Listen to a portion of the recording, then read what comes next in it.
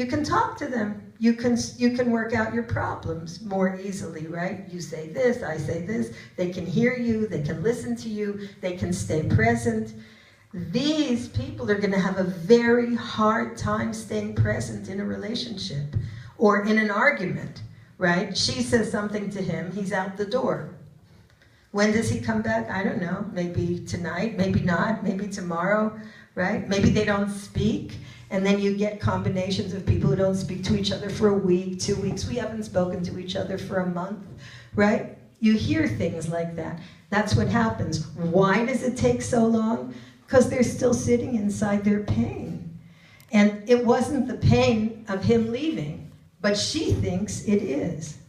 So that's what I want you to understand, that as we're living in those child skins that we had then, but we don't know it. So in order for us to get a little bit more conscious, we need to understand where we are here. So if we have one of these positions, and it's really hard to say, oh, I'm an ambivalent or I'm an avoidant, but if we are, we need to know that, because we need to know where our pitfalls are. And that's often the hardest thing, because we learn to defend so well against that, we never want to know about it. Okay, so the idea is, how do we move from that place of ambivalence and disorganization to something better? By the way, we also all know people who,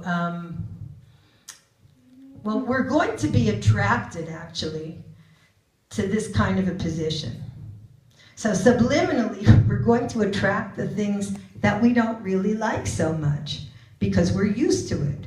And what we're used to feels homey. It feels at home, right?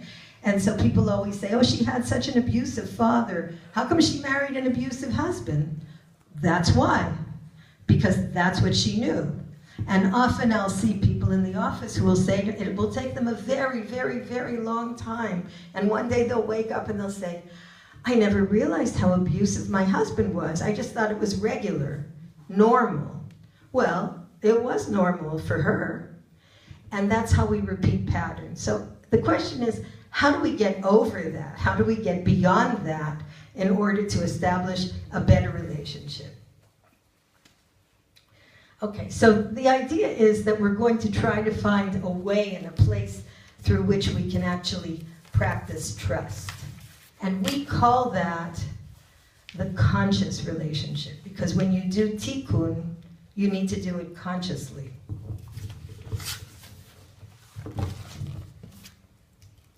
Right, so if I just go through my life, and you would be surprised how many people come into treatment, and I'll talk about this, and I'll explain it, and I'll give a lot of sources for it, and people will hear it. It goes in one ear and out the other, because that's not me. He really did do that. Yeah, he really did do it, that's right. But I get to choose how I'm going to respond to that, right?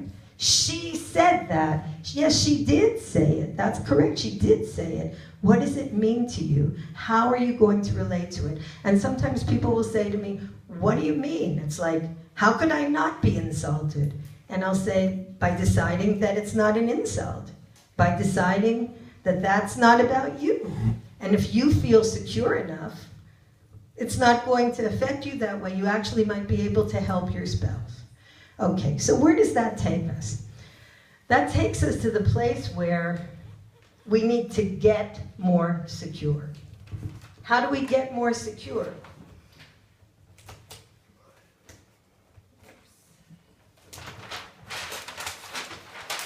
We get more secure by establishing our differentness inside the relationship. So that means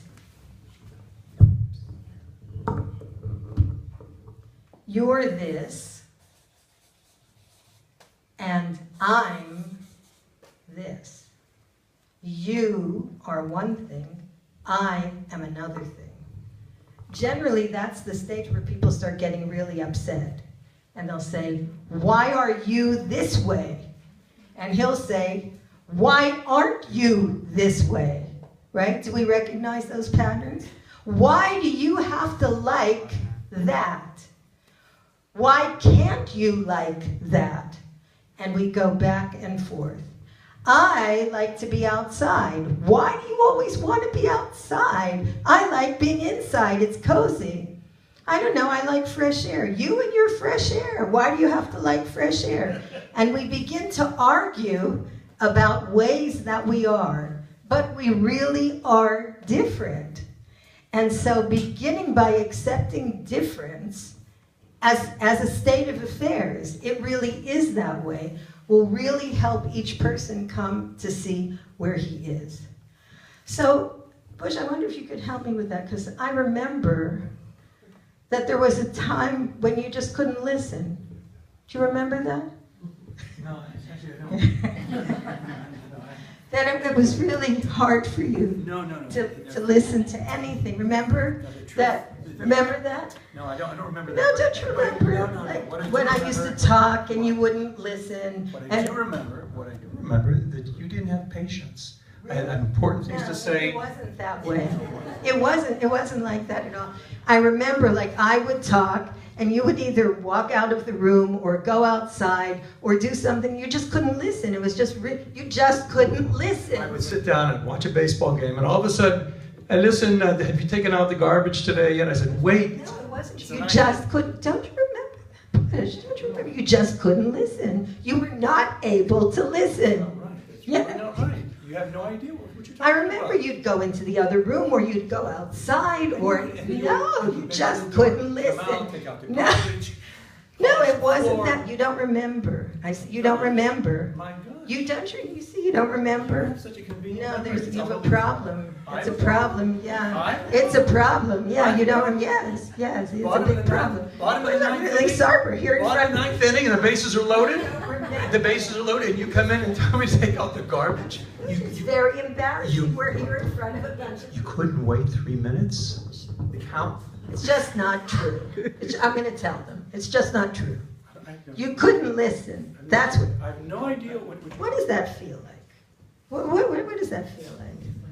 What? There's no reconciliation. There's nothing. Nothing happens, right? When people argue that way, nothing happens. And what actually happens is that each person is in their drama place, right? We're reliving our old selves right in the middle of the relationship, right? We are reliving our old selves. And when it gets heated in that way, often I'll say to people in my office, we don't argue here. There's nothing to argue about.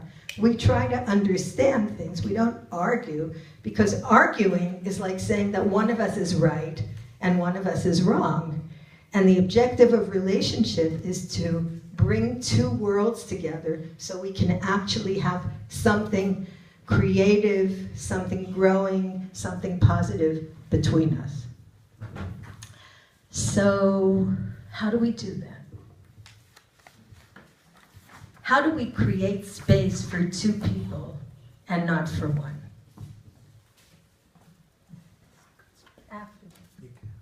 Well, I guess we dialogue. I want to do that later. Here, creating space. Okay, so just to complete one or two things. So we went on a honeymoon, and I didn't know IMAGO at the time. I didn't know much at the time. And I went out. I thought it was being very cool. I bought these T-shirts. I went to Atlantic City, and I said, wow, this is really cool. So I saw these T-shirts, and I said, this is really the way life is. So I put on one, and I said, Mimi, close your eyes. I'm going to put a T-shirt on you. And now open your eyes. And she got furious. Mine said his, and hers said his too. It took a while to understand. It wasn't his too. So, anyway, so... Tell them about that. Huh? Tell them about that. I'll tell them about it. It wasn't a good day. Anyways,